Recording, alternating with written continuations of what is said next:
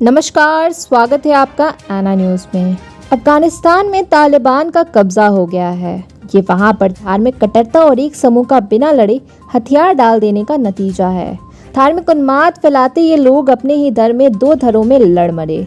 सोचिए, जब कट्टरता अपने ही धर्म को नहीं छोड़े, फिर हम आप तो ऐसे भी काफिर है। अभी के समय में जहां एक और पूरा विश्व अफगानिस्तान के हालातों से चिंतित है, तो वहीं अपने देश में हिंदुत्व के खिलाफ आयोजन किए जा रहे हैं। आगे बढ़ने से पहले सब्सक्राइब कीजिए आना न्यूज़ को और साथ ही बेल आइकन दबाइए ताकि हर खबर आपको मिले सबसे पहले। अफगानिस्तान से लेकर सीरिया, ईरान तक आज जो भी हालात है, उसका जिम्मेदार सिर्फ और सिर्फ धार्मिक कट्टरता है।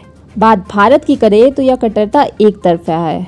जहाँ एक और अफगानिस्तान की हालतों से हम आहत है, तो वही दूसरी ओर हिंदुत्व के खिलाफ आयोजन किए जा रहे हैं और हिंदू इसकी आलोचना भी नहीं कर रहे हैं। 40 से अधिक विदेशी यूनिवर्सिटीज के आर्थिक सहयोग से किए गए इस वैश्विक आयोजन पर भारत सरकार और उसमें बैठे हिंदुत्व के हिमायती चुप है। किसी ने इसकी आलोचना तक करना जरूरी नहीं समझा।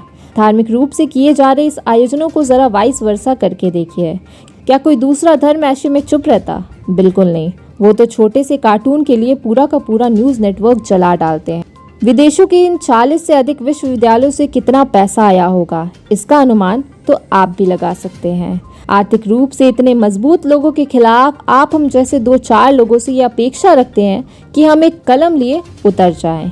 वो भी ऐसी कलम जिसकी स्याही जुटाने के लिए हम लोगों को एक आदाद नौकरी, कोई रोजगार भी करना पड़ता है।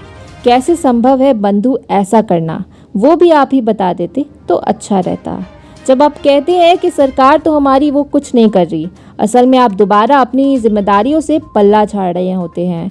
जो अपनी मदद खुद नहीं करता, उसकी मदद तो भगवान भी नहीं कर सकते। ये कहावत तो सुनी ही होगी। जो कहीं नहीं सुनी तो अफगानिस्तान से भाग रहे लोगों की वीडियो देखकर सुनिए, समझिए और जानिए।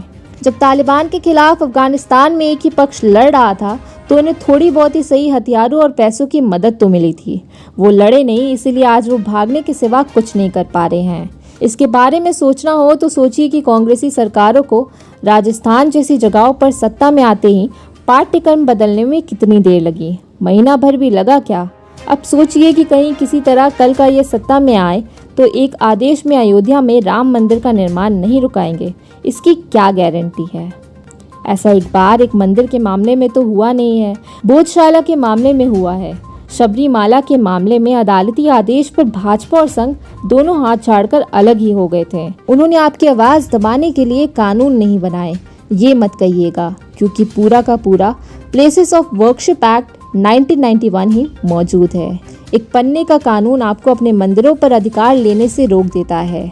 अगर इतने से मन ना भरे तो आपकी मूर्तियों को पुरातात्विक महत्व का बताकर किसी म्यूजियम में डाल देंगे, जहां वो पूजा से वंचित रहें और आप उसे देखने के लिए पैसा देकर घुस सके। अपने देवी देवताओं की वो मूर्तियां जो जबरन कब्जे में लेकर म्यूजियम में रख ली गई है, उनके लिए सरकार टिकट ले, सभी को घुसने दे तो वो ठीक है। फिर वो आप पर इल्जाम लगाएंगे कि आप जाति आधार पर भेदभाव करते हैं, सभी को मंदिर में घुसने नहीं देते। आपका कुत्ता टॉमी और हमारा कुत्ता कुत्ता का इससे बड़ा उदाहरण कहाँ मिलेगा? ये सारा सौतेला व्यवहार हिंदुओं के साथ हर रोज हर मामले में होता रहता है। इसके बाद भी संगठित तरीके से इसका विरोध का कोई प्रयास क्यों नहीं हुआ, ये भी सोचने की बात है। इसके पीछे एक बड़ा कारण है कि हिंदुओं ने लंबी लड़ाइयाँ लड़ी और जीती तो जरूर, मगर उनसे जो सीख मिली उन्हें लिखकर आने वाली पीढ़ियों को सिखाने का प्रयास नहीं किया। उन दस्तावेजों को धरोहर के रूप में नहीं छोड़ा। इसी वजह से 1950 के दौर में जैसे पाकिस्तान कहकर एक टुकड़ा छीन लिया गया, वैसे ही अब कम से कम 7 राज्यों में हिंदू अल्पसंख्यक और उन अल्पसंख्यकों का दर्जा, वैसे अधिकार भी सरकार देने को तैयार नहीं। कोई केंद्रीय संगठन होता तो इस अल्पसंख्यक शब्द को परिभाषित करने के लिए भी कोई कानूनी लड़ाई होती। पिछले 60 वर्षों में एक सरकार बनकर निश्चिंत होना भी कुछ वैसा ही है जैसा खेतों के चारों ओर बाण लगाकर कोई किसान बेफिक्र हो जाए। पशुओं से थोड़ी सुरक्षा अवश्य देगी, लेकिन वो कहीं से टूटी ना हो, कहीं उसका अतिक्रमण करके कोई चोर वगैरह घुस ना आए हो। इसका ध्यान तो हमें खुद ही रखना होगा। हम बाड़ लगाकर सो गए निश्चिंत किसानों जैसे, जिसके खेतों से लगातार चोरियां जारी है। जो सबसे मामूली स्तर हो सकता है वो है संगठित चर्चाओं को शुरू करना। दौर ने भारत में सभी को सिखा दिया जूम और दूसरे माध्यमों से ऐसी शुरुआत ऑनलाइन भी की जा सकती है। शुरुआत में इसके लिए कोई विशेष फंड भी नहीं लगेगा। हाँ, समय खर्च होगा और वो समय आपको ही देना होगा। बाकी अगर फेविकॉल से कुर्सी पर चिपका अंग विशेष इतना सा हिलाने में भी कष्ट होता है तो इंतज़ार कीजिए। जैसे स्त्रियां बच्चों को छोड़कर भागती हुई केवल पुरुषों की भीड़ आज अफगानिस्तान में दिखी है, वैसे जल्दी ही भारत में भी दिखेगी। बस एक अंतर है, उनके पास भागने के लिए कई मुल्क है। आपके खिलाफ तो 40 से अधिक विश्वविद्यालय आज ही अभियान चला रहे हैं। कल क्या वो आपको शरण देंगे? कौन सा देश देगा आपको शरण? तो दोस्तों, क्या है आपकी राय धार्मिक कट्टरता के ऊपर?